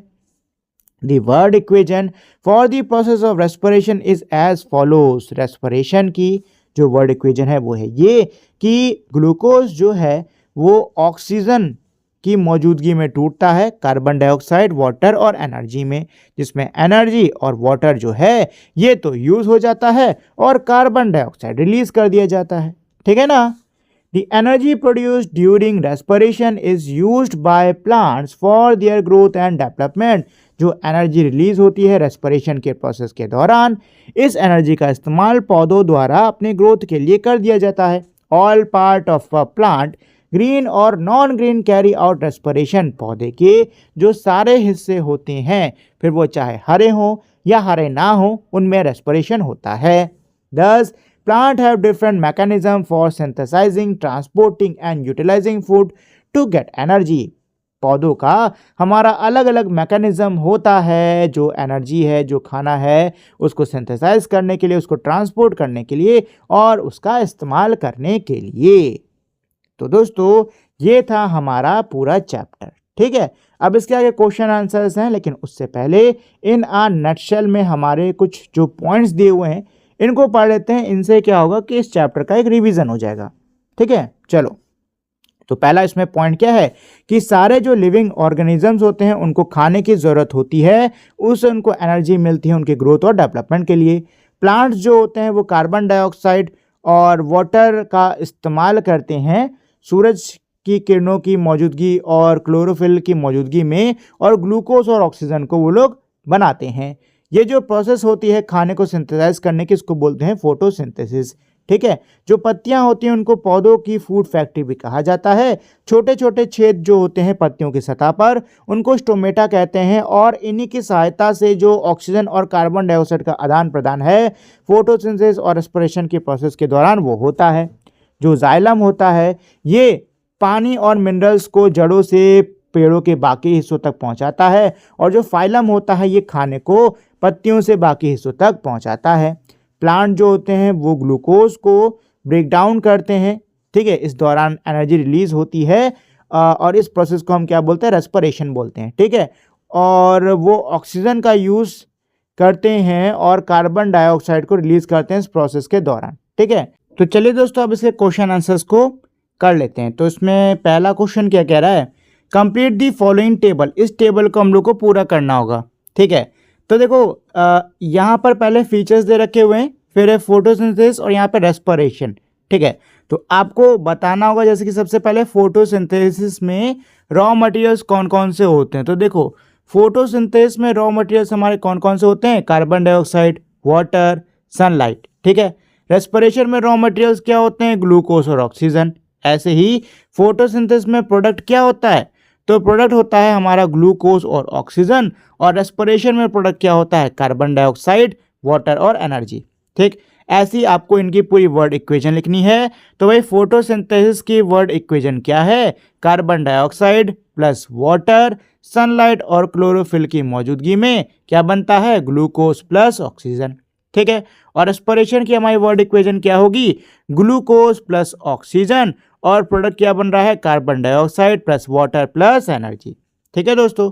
और इम्पॉर्टेंस क्या है, तो दोस्तों देखिए बिन फोटोसिंथेसिस के किसी भी प्लांट में फूड नहीं बनेगा। ठीक है ना, ऑक्सीजन रिलीज नहीं होगी, और ये दोनों ही चीज़ें लिविंग बींग्स के लिए बहुत ज़्यादा इंपॉर्टेंट होती हैं। अगर ये दोनों ही नहीं होंगी तो जीवन ही नहीं होने वाला।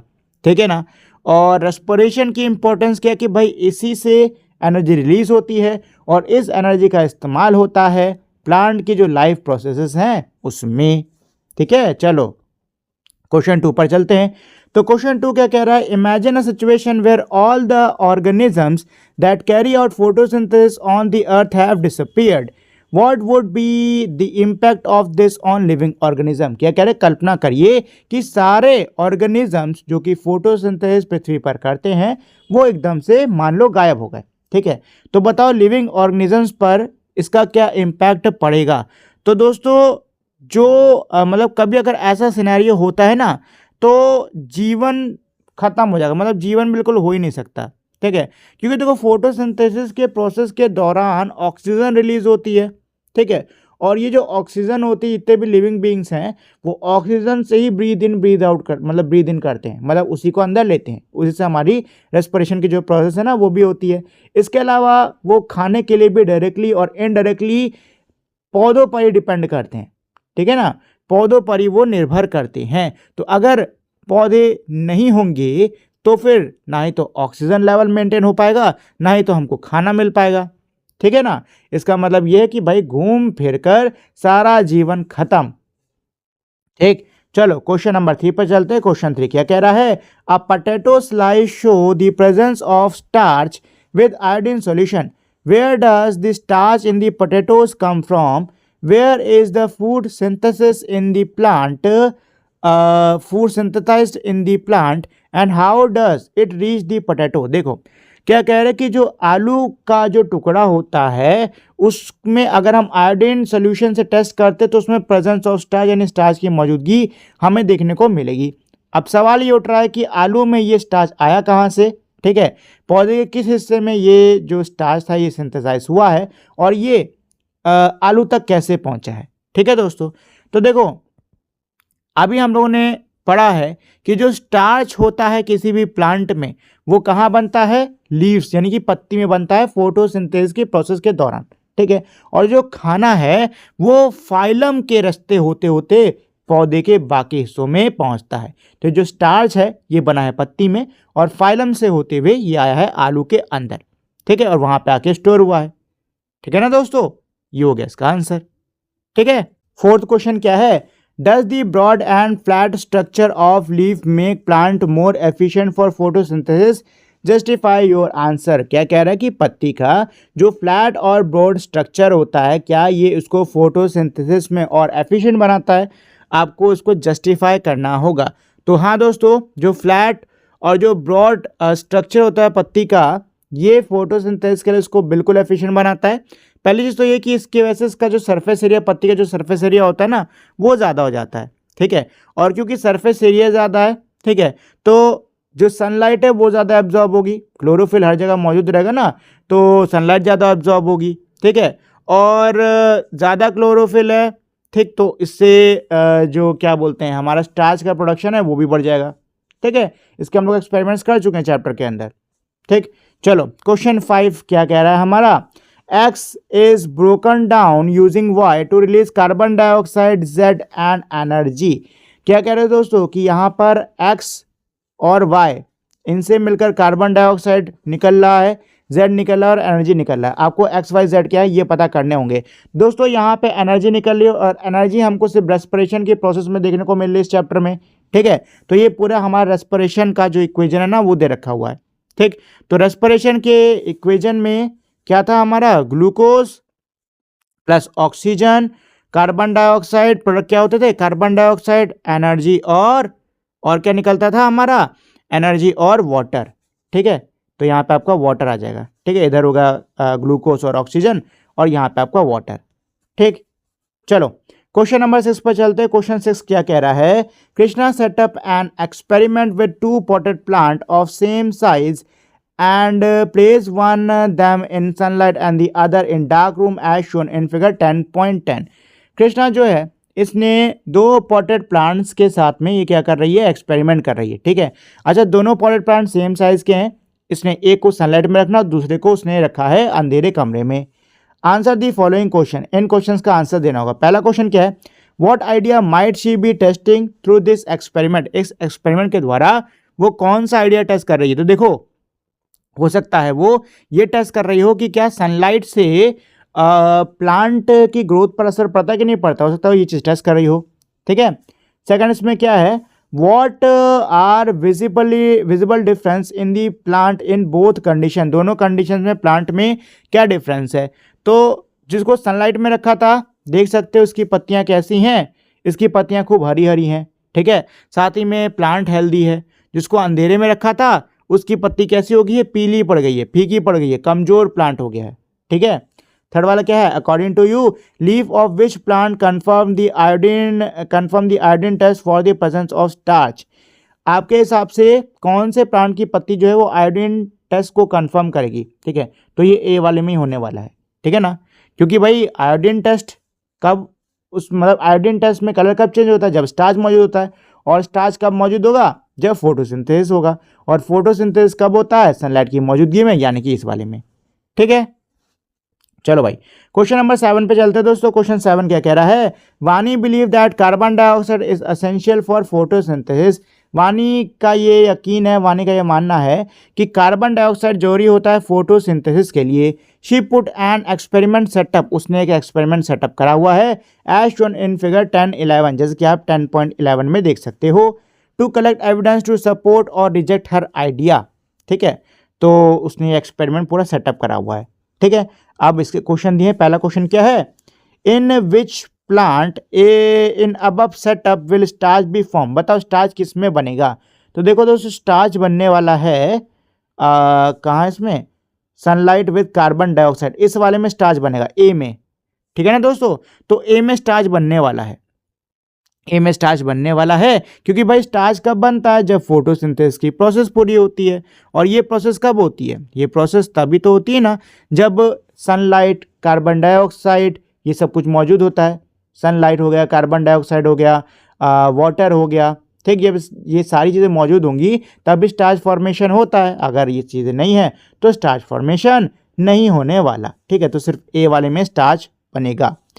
In which plant in the above setup will starch not form, इनमें से किसमें स्टार्च नहीं बनेगा? तो भाई तीनों में स्टार्च नहीं बनने वाला, बी सी डी तीनों में स्टार्च नहीं बनने वाला। In which plant in above setup will oxygen be generated, oxygen किस में जनरेट होगा? तो भाई सीधी सी बात है, जिसमें स्टार्च बन रहा है इसी में ऑक्सीजन भी जनरेट हो रहा है, क्योंकि स्टार्च फोटोसिंथेसिस के प्रोसेस के दौरान ही बनता है और उसी प्रोसेस के दौरान ऑक्सीजन भी रिलीज होती है। तो सिर्फ ए में ही ऑक्सीजन रिलीज होने वाली है, ठीक है। फोर्थ क्या है? In which plant in above setup will oxygen not generated, जॉन ऑक्सीजन इनमें से किसमें जनरेट नहीं होगी? तो भाई बी सी डी इन तीनों में जनरेट नहीं होने वाली, ठीक है। क्योंकि फोटोसिंथेसिस की जब प्रोसेस नहीं बन रही है, मतलब ये प्रोसेस नहीं हो रही है, तो ऑक्सीजन कहाँ से जनरेट हो जाएगी, ठीक है दोस्तों। चलो, तो ये है इसका आंसर। नेक्स्ट इसमें क्वेश्चन नंबर 8 क्या कह रहा है? Ananya took 4 test tube and filled 3/4 of each test tube with water. Ananya ने 4 टेस्ट ट्यूब लिए हैं, ठीक है, और चारों को 3/4 में उसने पानी भर दिया। She label A B C and D, उसने ए बी सी डी करके चारों को नाम दे दिया।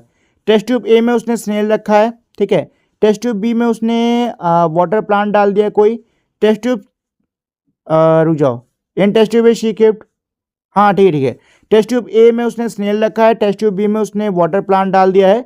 टेस्ट ट्यूब सी के अंदर उसने स्नेल और वाटर प्लांट दोनों डाल दिया, जबकि टेस्ट ट्यूब डी के अंदर सिर्फ पानी है, ठीक है। Ananya added a carbon dioxide indicator to all the test tube, Ananya ने कार्बन डाइऑक्साइड इंडिकेटर जो है सभी टेस्ट ट्यूब के अंदर डाल दिया।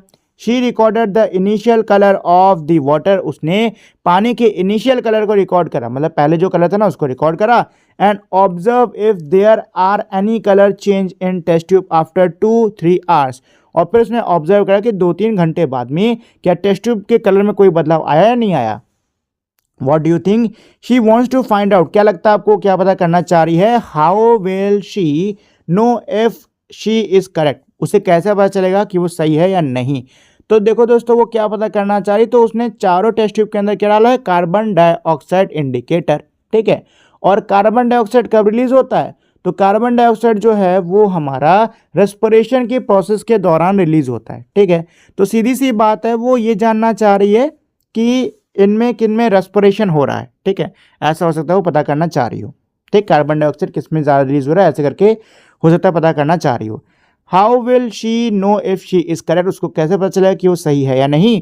तो देखो दोस्तों, जब पानी का कलर चेंज होने लगेगा, क्योंकि उसने कार्बन डाइऑक्साइड इंडिकेटर डाला है ना चारों टेस्ट ट्यूब में, जब पानी का कलर चेंज होने लगेगा तब उसको देख के उसको पता चल जाएगा कि भाई वो सही है या नहीं, ठीक है।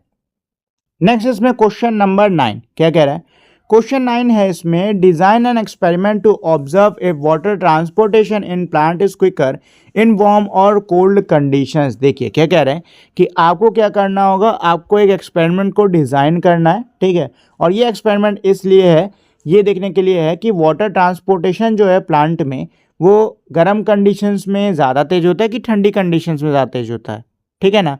तो देखो, सबसे पहले तो कभी भी आप एक्सपेरिमेंट को डिज़ाइन करते हो ना, सबसे पहले आप लिखते हो एम, कि लक्ष्य क्या है, पाना क्या चाहते हैं। तो इसमें यही तो हम कंपेयर, मतलब स्पीड देखना चाह रहे हैं ना कि किसकी ज़्यादा किसकी नहीं ज़्यादा है। तो हमारा एम यही होने वाला है, to compare the speed of water movement in warm and cold conditions, ठीक है। अच्छा, रिक्वायरमेंट क्या रहेगी? तो रिक्वायरमेंट है आपकी कि आपको क्या क्या सामान लेना है? 2 ताने लेने हैं पौधों के, ठीक, एक ही सेम पेड़ के लेना, ठीक। और सफ़ेद फूल वाला मतलब सफ़ेद फूल उसमें तो ज़्यादा बेटर है, ठीक है। इसके अलावा आपको 2 ग्लास ले लेने हैं, ठीक है। और दोनों में इंक डाल लो हल्की हल्की, ठीक। प्रोसीजर क्या रहेगा? प्रोसीजर यही रहेगा कि भाई आपको 2 बीकर लेने हैं या फिर टम्बलर ग्लास जो भी है वो ले लो, उसमें पानी भर दो, दोनों में आप इंक डाल दो, एक को सूरज के सामने रख दो, ठीक है, और दूसरे को रख दो आप छाँव वाली जगह में, ठीक। अब क्या करना है, अब आपको देखना है कि किसमें जो ये पानी है ये ज़्यादा तेज़ से ट्रांसपोर्ट हो रहा है, ज़्यादा तेज़ से ऊपर बढ़ा रहा है, मतलब किसका कलर जल्दी चेंज हो रहा है, ठीक है।